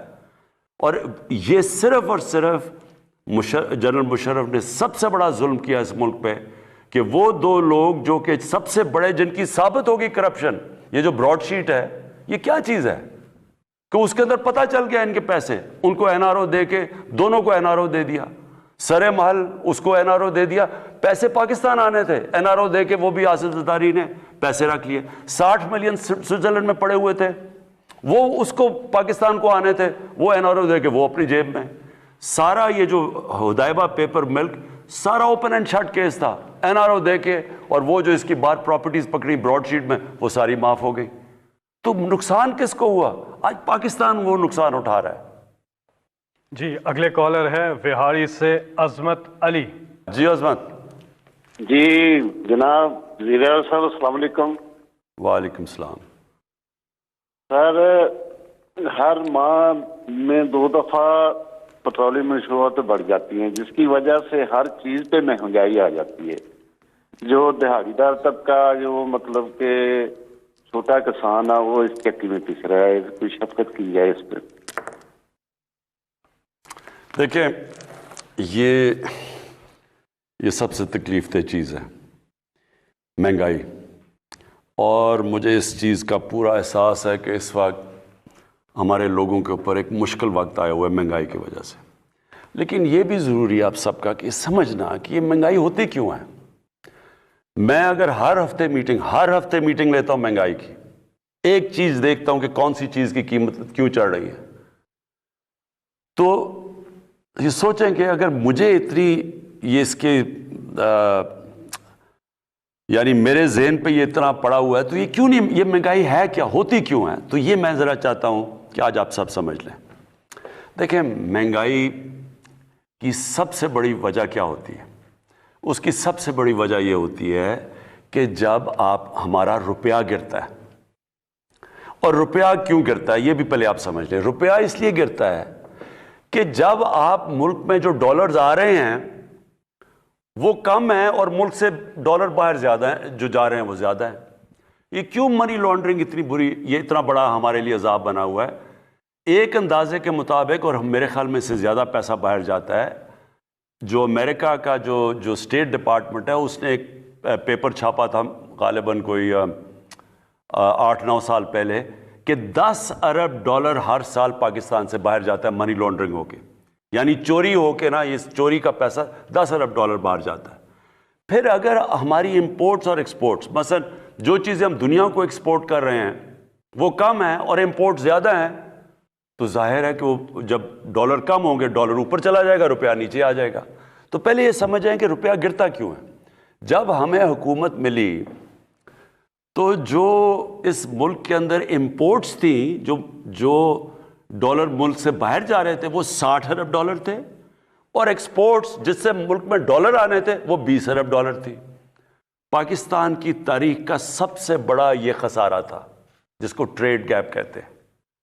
اور جو کرنٹ اکاؤنٹ ڈیفیسٹ تھا، یعنی کہ جو ٹوٹل ڈالر ملک سے باہر جاتے ہیں اور اندر آتے ہیں، یعنی جو ہم ریمیٹنسز بھی شامل کر لیں تو وہ 20 ارب ڈالر تھا، جو سب سے زیادہ پاکستان کی تاریخ کا خسارہ تھا. اس سے کیا ہوا؟ جیسے ہماری حکومت آئی. وزیر اعظم عمران خان عوام سے ٹیلی فونک بات چیت کر رہے ہیں. عوامی مسائل سن کر اس کا حل اور اس کی وجوہات کے بارے میں بتا رہے ہیں. وزیر اعظم عمران خان کا کہنا ہے مہنگائی روپے کی قدر کم ہونے کی وجہ سے ہے. قسطیں دینی تھی باہر، وہ بھی نہیں ہم دے پا رہے تھے، تو لہٰذا روپے نے گرنا تھا. تو میں صرف آپ کو اب یہ سمجھانا چاہتا ہوں پہلے تو کہ روپیہ کتنا گرا. ہمارے دور پہ روپیہ گرا 24.1%. اور ہمارے دور میں کہہ رہا ہوں 18-19 میں، 2018 اور 19 میں جو روپیہ گرا ہمارے دور میں گرا 24.1%.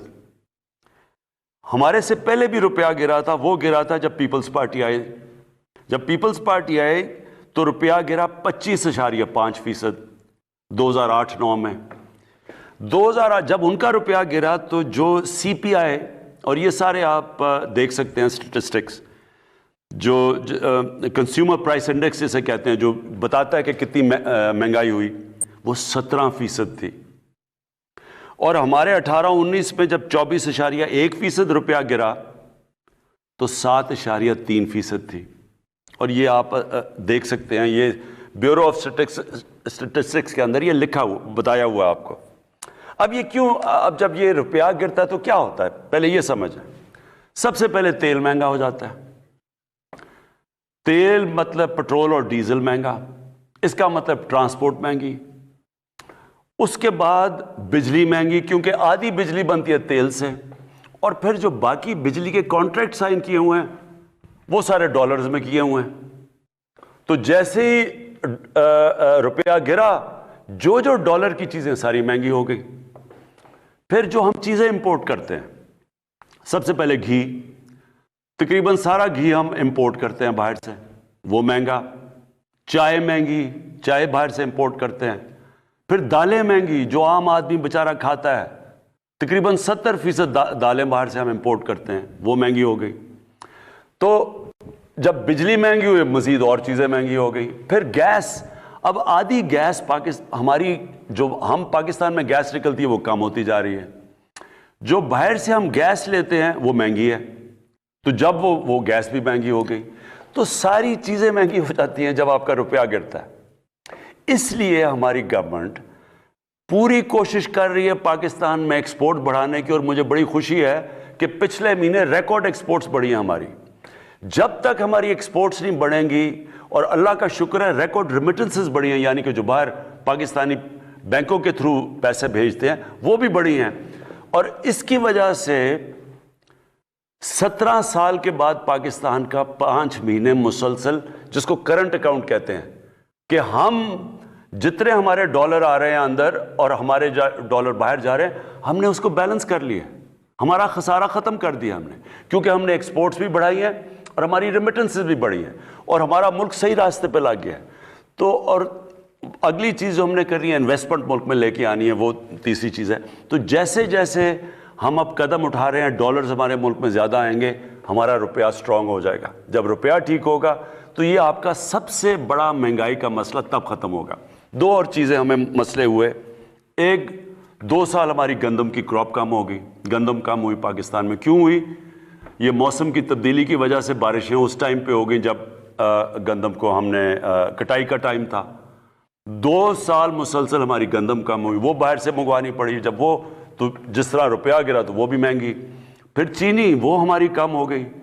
تو چینی بھی جب باہر سے آئی، اور کیونکہ جو میں آپ کو کہہ رہا ہوں کہ ڈالر کے اوپر پریشر تھا، حالانکہ چینی اتنی مہنگی نہیں ہوئی باہر سے، لیکن گندم ہمیں گورنمنٹ کو بہت بڑا قیمت ادا کرنی پڑی.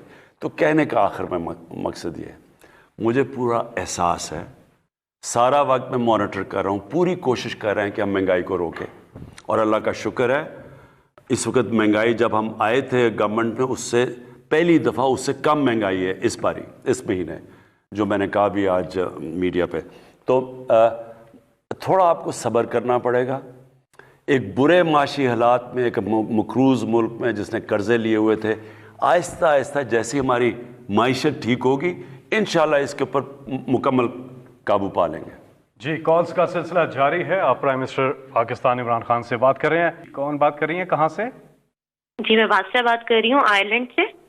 جی، کیا سوال ہے آپ کا پرائم منسٹر سے؟ میرا سوال پرائم منسٹر صاحب سے ہے کہ ہم لوگ جو ہیں ایک غیر اسلامی ممالک میں رہتے ہیں اور ہم ایز اے پاکستانی اور ایز اے مسلمان ہمارے لیے یہاں پہ ناموس رسالت کا بہت بڑا مسئلہ ہے.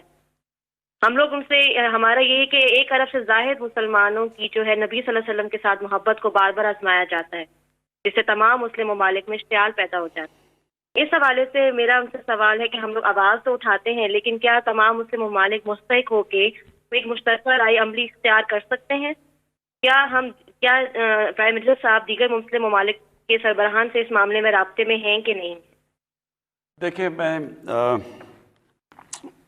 یہ پہلے بھی جواب دے بیٹھا ہوں، اب پھر آپ کو کہتا ہوں، جب تک مسلمان دنیا مل کے اس کا پریشر نہیں ڈالے گی مغرب ممالک کے اوپر، یہ مشکل رہے گا ہمارے لیے کہ وہ اس کے پیچھے چھپ جاتے ہیں کہ جی آزادی رائے، کہ جی ہماری آزادی رائے ہے. لیکن مجھے ابھی بھی میں آپ کو بتا دوں کہ کبھی بھی ان کو اس چیز کا اتنا احساس نہیں ہوا جتنا آج کل ہوا، کیونکہ جب سے ہم نے اٹھایا، اور مجھے فخر ہے اس کا کہ پاکستان سب سے زیادہ اس نے اس چیز کو اٹھایا ہے. ساتھ ساتھ اسلاموفوبیا، جو آپ مغرب میں رہتے ہیں آپ کو پتہ ہے کہ کس طرح کی وہاں اسلام کے خلاف پروپیگنڈا اور اسلاموفوبیا سے بڑے ہمارے لوگوں کو مشکل وقت سے گزرنا پڑتا ہے. لیکن اس کا صرف حل ایک ہی ہے، ہم آہستہ آہستہ، اور میری پوری کوشش ہوگی کہ مسلمان ممالک کو میں اکٹھا کروں اور اس چیز کے اوپر، اور پریزیڈنٹ اردوغان نے پورا میرے ساتھ انہوں نے سٹینڈ لیا ہوا ہے. جس طرح میں نے کہا جب فرینچ پریزیڈنٹ میکرون نے جب انہوں نے کہا تو صرف 2 مسلمان ہیڈز آف اسٹیٹ نے اس کے اوپر بات کی اور ان کی تنقید کی. تو اس لیے انشاءاللہ ہماری کوشش ہے کہ اور زیادہ لوگوں کو اکٹھا کریں گے. مجھے پورا یقین ہے کہ یہ کیمپین میں انشاءاللہ ہم کامیاب ہو جائیں گے. جیسے ان کو یہ پتہ چلے گا کہ جس وقت وہ کوئی بھی ان کے ملک میں اس طرح کی حرکت کرے گا، ایک دم 50 مسلمان ملکوں سے ریاکشن آئے گا، تب یہ ایشو ختم ہوگا. 0519210809 پہ آپ کی کالز کا سلسلہ جاری ہے. اگلے کالر ہمارے ساتھ کون ہے؟ جی السلام علیکم. ہلو. جی السلام علیکم. جی میں عباس مرزا بول رہا ہوں ٹورانٹو سے. جی میں وزیر اعظم پاکستان سے بات کر سکتا ہوں؟ جی آپ کر رہے ہیں. جی السلام علیکم وزیر اعظم پاکستان عمران خان صاحب، کیسے ہیں آپ سر؟ جی مہربانی. آپ کا بہت بہت شکریہ، آپ نے کال لی. میں آپ سے ایک سوال کرنا چاہتا ہوں. آپ نے فرمایا کہ فورن فنڈنگ کیس میں اپوزیشن والے خود پھنس گئے ہیں، اس کی وضاحت فرمائیں گے اور یہ بھی بتائیں گے کہ آپ کا فورن فنڈنگ کا کیا معاملہ ہے؟ کیا آپ نے بھی کسی سے پیسے لیے ہیں؟ حقیقت کیا ہے؟ پلیز اگر آپ بتا سکیں تو. یہ بڑا اچھا کہ آپ نے یہ سوال پوچھ لیا کہ وہ ایک بڑی اچھی ایک سینگ ہے، ایک پنجابی کی سینگ ہے کہ گیدڑ کی جب موت آتی ہے تو شہر کی طرف بھاگتا ہے. اب انہوں نے فورن فنڈنگ کا کیس ہمارے اوپر کر دیا کہ جی فورن فنڈنگ آئی ہے پاکستان پی ٹی آئی میں، تو انہوں نے تو بڑا اپنے آپ کو عذاب میں ڈال لی ہے، اور میں وہ بتاتا ہوں کیوں. دیکھیں، مجھے آج سے تقریباً 31 سال پہلے میں نے فنڈ ریزنگ شروع کی تھی شوکت خانم کی. تو میں تو پاکستان کا وہ فنڈ ریزر ہوں جس نے پاکستان کی تاریخ میں سب سے زیادہ پیسہ اکٹھا کیا. آج بھی اکٹھا کر رہا ہوں شوکت خانم کے لیے، نمل یونیورسٹی کے لیے. تھوڑا مشکل ہے جب سے پرائم منسٹر بنا ہوں، لیکن اس سے پہلے تو میں سب سے زیادہ پیسہ اکٹھا کرتا تھا پارٹی کے لیے بھی. تو کیونکہ مجھے سمجھ تھی فنڈ ریزنگ کیا ہے، ہماری پارٹی واحد پارٹی ہے جس نے پولیٹیکل فنڈ ریزنگ کی ہے. پولیٹیکل فنڈ ریزنگ کیا ہوتی ہے کہ ہم باقاعدہ ڈنرز کرتے تھے، ڈنرز پہ لوگ آتے تھے، ان لوگوں سے پھر ہم ان کو بتاتے تھے کہ پارٹی کیا کرنا جا رہی ہے، اور پھر وہ پیسے دیتے تھے. اور اس میں بہت بڑا ہاتھ اوورسیز پاکستانیز کا تھا. میں نے اوورسیز پاکستانی سے جب شوکت خانم کے لیے شروع میں پیسے اکٹھے کیے آج سے 20-25 سال پہلے، تو سب سے زیادہ اوورسیز پاکستانی نے مجھے پیسے دیے تھے. اور میرا انٹریکشن اوورسیز پاکستان سے کیوں زیادہ تھا؟ کیونکہ کرکٹ کے ذریعے میں ساری دنیا پھرتا تھا اور ادھر اوورسیز پاکستانی ملتے تھے مجھے. تو لہٰذا ہمارا جو پیسہ اکٹھا ہوا یہ بالکل پولیٹیکل فنڈ ریزنگ سے، اور ہمارے پاس وہ واحد پاکستان کی تاریخ کی پارٹی ہے، 40,000 ڈونرز کے ہمارے پاس ایڈریسز اور پتہ اور فون نمبرز ہیں کہ آج وہ 40,000 ڈونر جنہوں نے ہمیں پیسے دیے ہیں، آپ کسی کو بھی کال کر کے پوچھ سکتے ہیں کہ جی آپ نے پیسے دیے یا نہیں. اب یہ پارٹیز ہیں، میں ان کو چیلنج کرتا ہوں کہ یہ 100 ڈونرز کے نام مجھے دے دیں. ہمارے 40,000 ہیں نا، یہ آپ کو 100 ڈونرز کے نام نہیں دے سکیں گے، کیونکہ انہوں نے فنڈ ریزنگ جیسے کی ہے وہ میں جانتا ہوں کیسے کی ہے. ایک تو یہ جو بڑے بڑے قبضہ گروپ انہوں نے پالے ہوئے تھے، ان سے پیسے لیتے تھے. یہ جو قبضہ گروپوں کے گھر گر رہے ہیں نا بڑے بڑے، آپ دیکھ رہے ہیں، یہ سارے گورنمنٹ نے پالے ہوئے تھے. ان کو پناہ دے رہے تھے یہی پولیٹیکل پارٹیز. یہ نون لیگ کے نیچے بڑے بڑے قبضہ گروپ خود ان کو پناہ دیتے تھے، پولیس ان کو ہاتھ نہیں لگا سکتی تھی. اب یہ جس کا بھی گھر گرائے، یہ اور بھی سیاستدانوں کے گھر گرائے ہیں، یہ لینڈ رجسٹری میں ان سب کے وہ بتایا ہوا ہے کہ زمین کون سی ہے، کس کی زمین ہے. یہ کوئی اس طرح کوئی گورنمنٹ نہیں کر رہی، یہ عدالت میں جا کے بتا سکتے ہیں کہ جی یہ زمین میری ہے. تو وہ عدالت کے اندر ہمارے پاس ان کی پہلے انکوائری کی گئی، چیک کیا گیا یہ جو ساری زمینیں ہیں یہ انہوں نے گورنمنٹ کی قبضہ کیے ہوئے ہیں، جن کے اوپر بلڈوزر لگے ہوئے ہیں اب. اور یہ وہ لوگ تھے، کیوں ان کو پالتے تھے، ان کو پیسے دیتے تھے، فنڈز دیتے تھے، ان کے گھر کے خرچے دیتے تھے، کیونکہ یہ جو پیسہ بناتے تھے ان کی پارٹی فنڈنگ کرتے تھے، ان کے جلسے جلوس کرتے تھے، جدھر قیمے کے نان ان کو دینے پڑتے تھے وہ بلانے کے لیے اپنے لوگوں کو. تو میں اس لیے کہہ رہا ہوں کہ یہ اب اس کو الیکشن کمیشن کو منطقی انجام تک پہنچانا چاہیے. ایک تو ان کے پاس ڈونر بیس ہی نہیں آپ کو نظر آئے گا. دوسری چیز، جہاں تک جو فورن فنڈنگ کا اصل تو مقصد یہ ہے کہ کوئی باہر کی حکومت آپ کو پیسے نہ دے اور کیونکہ وہ اگر آپ کو پیسے دے گی اور آپ پاور میں آئیں گے، آپ کو وہ انفلوئنس کر سکتی ہے، آپ کی فورن پالیسی افیکٹ کر سکتی ہے. یہ بھی اگر تحقیقات کی جائے کہ کیا ان کو فارنرز نے پیسے دیے یا نہیں دیے. کیا وہ جو فضل الرحمان ہے وہ بتا سکتا ہے کہ اس کو اتنی دیر اس نے پارٹی کیسے چلائی ہے؟ کیا وہ یہ کہہ سکتا ہے کہ مجھے کسی لیبیا نے نہیں پیسے دیے؟ کیا نواز شریف کہہ سکتا ہے کہ اسامہ بن لادن سے اس نے پیسے نہیں لیے بے نظیر کی گورنمنٹ گرانے کے لیے؟ بے نظیر کی سٹیٹمنٹ ہے اس کے اوپر، اس نے کتاب میں لکھا ہوا ہے. خالد خواجہ جنہوں نے پیسے دیے تھے نواز شریف کو اسامہ بن لادن سے، اس نے ایفیڈیوٹ دیا ہوا کہ میں نے اسے پیسے دیے تھے. تو یہ تو خود پھنس گئے ہیں. جی اگلے کالر ہمارے ساتھ ہیں عارف والا سے ارشاد صاحب. جی السلام علیکم عارف صاحب. ارشاد صاحب کیا سوال ہے آپ کا؟ وعلیکم السلام فیصل بھائی جان، کیا حال ہے سر؟ خیریت؟ جی آپ پرائم منسٹر صاحب سے مخاطب ہے، بات کیجیے گا. ٹھیک ہے جی. وزیر اعظم صاحب، آپ ہمارے ہیرو ہیں، آپ سے بہتر کرکٹ کو کوئی نہیں جانتا، لیکن جب ہم پی سی بی کی کارکردگی کو دیکھتے ہیں تو نہایت شرمندگی ہوتی ہے. سر جب آپ کی حکومت آئی تو ہمیں امید تھی کہ پی سی بی میں بہتری آئے گی. پرائم منسٹر صاحب برائے مہربانی پی سی بی کو کوئی ایسا بندہ دیں جس سے اس کی کارکردگی بہتر ہو سکے. شکریہ سر. دیکھیں میں کئی دفعہ حیران ہوتا ہوں کہ سارے سمجھ رہے تھے جب ہم آئی ہے گورنمنٹ کہ جی آج گورنمنٹ آئی ہے اور ایک دم سب کچھ ٹھیک ہو جائے گا. یہ ویسے فیری ٹیلز میں ہو سکتا ہے کہ ایک میرے پاس جادو کا ڈنڈا، میں ایسے کروں سارا ملک ہی ٹھیک ہو جائے ایک دم. دیکھیں یہاں ملک میں کئی چیزیں بگڑی ہیں، 50 سال لگے ہیں بگڑنے میں، کئی 30 سال میں بگڑی ہیں کئی. اور پچھلے جو یہ 2 بڑے بڑے اس ملک کے بڑے ڈاکوؤں نے جو 10 سال گزارے ہیں، کئی تباہی اور اصل تباہی ان 10 سالوں میں آئی ہے. ادارے تباہ ہوئے ہیں، پی آئی اے، اسٹیل مل، یہ جو سارا پاور سیکٹر ہے، یہ آپ دیکھیں تو صحیح کہ کیسے کیسے تباہ کیے گئے ہیں. اور اس کو ٹھیک کرنے میں صبر کرنا پڑے گا قوم کو. دیکھیں میں آپ کو ایک مثال دیتا ہوں. ہم نے ایک ہاسپٹل بنایا پختونخوا میں، شوکت خانم، دوسرا شوکت خانم کا ہاسپٹل، اور انشاءاللہ تیسرا شروع ہو گیا کراچی میں. میں آج آپ کو گارنٹی کرتا ہوں کہ پاکستان کے انٹرنیشنل سٹینڈرڈ کے دونوں ہاسپٹل وہ بن گیا ہے اور یہ بننے جا رہا ہے. وہ کیسے؟ کیونکہ ایک جوائنٹ کمیشن انٹرنیشنل ایک انٹرنیشنل ادارہ ہے جو سرٹیفائی کرتا ہے کہ ہاسپٹل کی کوالٹی کتنی ہے. وہ لوگ بھیجتے ہیں, وہ ایک ہفتہ سارا اپنا ہاسپٹل کی آڈٹ کرتے ہیں اور تب وہ سرٹیفکیٹ ملتا ہے. 4 ہاسپٹل کو پاکستان میں سرٹیفکیٹ ملا ہوا ہے, آغا خان کو, الشفا کو اور 2 شوکت خانم کو. تو وہ 3.5 سال میں وہ شوکت خانم پشاور بنا ہے اور انٹرنیشنل سٹینڈرڈ کا. لیکن ہم جو پشاور کے ہاسپٹلز ٹھیک کرنے کی کوشش کریں, لیڈی ریڈنگ ہاسپٹل اور ان کے خیبر میڈیکل اور جو پرانے ہاسپٹل ہیں, وہ بڑا مشکل کام ہے, ٹائم لگ رہا ہے, دیر لگتی ہے, کیونکہ سسٹم سارے ٹھیک کرنے ہوتے ہیں, بری عادتیں پڑی ہوتی ہیں. پھر گورنمنٹ کے ہاسپٹل ہیں, وہ قانون آ جاتا ہے, وہ سٹے آرڈرز آ جاتے ہیں.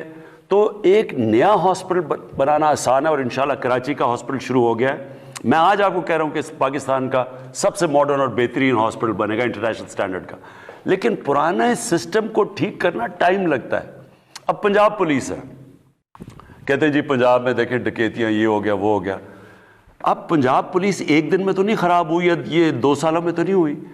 پنجاب پولیس کے اوپر ایک رپورٹ ہے لاہور ہائی کورٹ میں 1993 کے اندر رپورٹ تھی. آئی جی عباس خان نے لاہور ہائی کورٹ نے پوچھا جی کہ کیوں اتنی زیادہ پنجاب پولیس کیوں نہیں ٹھیک پرفارم کر رہی, کرپشن کیوں اتنی زیادہ ہے. تو آئی جی عباس خان نے پوری ایک رپورٹ دی.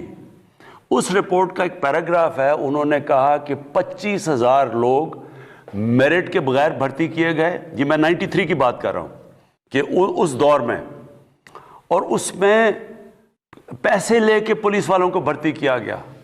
اور پھر ایک سینٹنس کہتا ہے کہ اور کئی لوگ جو مجرم تھے ان کو پولیس میں بھرتی کیا گیا.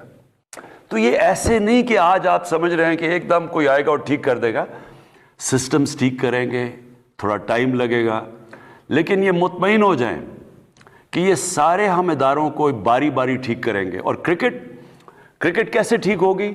کرکٹ اس راستے پہ نکل گئی ہے. وہ ایسے ہوگی کہ علاقائی کرکٹ جو میں آج سے 40-50 سال سے لگا ہوا ہوں, علاقائی کرکٹ جو شروع ہو گئی ہے, آپ دیکھتے ہیں کہ جب پشاور کا میچ ہوتا ہے یا پشاور زال میں تو سارا کے پی اس کو دیکھ رہا ہوتا ہے. بلوچستان کا ایک کھلاڑی نہیں ہوتا لیکن سارا بلوچستان دیکھ رہا ہوتا ہے ٹیم کو. یہ میں 40 سال سے کہہ رہا تھا کہ علاقائی کرکٹ کو, وہ ہو گئی ہے. اب ایک کھلاڑی کو ڈیولپ ہوتے ہوئے ٹیم کو تھوڑا ٹائم دیں, لیکن انشاءاللہ آپ دیکھیں گے کہ یہ ٹیم مسلسل بہتر ہوتی جائے گی. جی, آپ کی کالز کا سلسلہ متواتر جاری ہے. سوشل میڈیا پہ پرائم منسٹر صاحب سوالات آئے ہوئے ہیں. یہ عثمان صاحب ہیں, اس سے ملا جلا سوال ہے جو بھی آپ سے ہوا. عثمان صاحب ہیں, کہتے ہیں فٹنس کے حوالے سے آپ تھوڑی رہنمائی فرمائیے گا کہ آپ خود تو بہت فٹ ہیں, اس کا کیا راز ہے اور آج کل کی روٹین میں آپ کو کیسے ٹائم ملتا ہے؟ آج کل تو بڑا مشکل ہے فٹ ہونا. بلکہ میں دیکھ رہا تھا بشرا بیگم نے ایک وہ ویئنگ مشین دیکھی, تو جب ویئنگ مشین رکھی, میں جب کرکٹ کھیلتا تھا سارا میرا کبھی 185 پاؤنڈ سے زیادہ ویٹ نہیں گیا. تو جب مشین پہ کھڑا ہوا تو 200 پاؤنڈ پہ پہنچ گیا ویٹ. وہ اس لیے کہ 8-8 گھنٹے 9 گھنٹے میں کرسی پہ بیٹھتا ہوں اور اتنا ٹائم نہیں ملتا مجھے ایکسرسائز کرنے کا. لیکن دیکھیں, اللہ نے جب سے دنیا بنائی ہے, میں سب کو ایک چیز کہنا چاہتا ہوں, وہ کامیابی تو اس کو دیتا ہے جو محنت کرتا ہے. اللہ نے آپ کو یہ کہا ہوا ہے کہ جسم جو آپ کا ہے یہ اس کی طرف سے ایک نعمت ہے. اب جتنا آپ اس کی نعمت کا دھیان رکھیں گے وہ آپ کو بیماریاں نہیں ہوں گی. اللہ آپ کو صحت دے گا, اور اچھی صحت سے بڑی نعمت کوئی نہیں ہے. لیکن جو ایکسرسائز نہیں کرے گا اور اپنا کھانا صحیح طرح دیکھ کے نہیں کھائے گا تو اس کے مسئلے مسائل ہوں گے. یہاں پہ وقت ہوا ہے ایک بریک کا. کھانا نہیں کھانا اپنے بریک میں, ہم فوراً واپس آ رہے ہیں.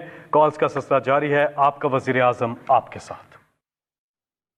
ناظرین, وزیر اعظم عمران خان عوام کے ٹیلی فونک سوالوں کے جوابات دے رہے ہیں. ان کا یہ کہنا ہے کہ ایکسرسائز نہ کرنے اور کھانا ٹھیک طرح سے نہ کھانے سے مسائل بنتے ہیں.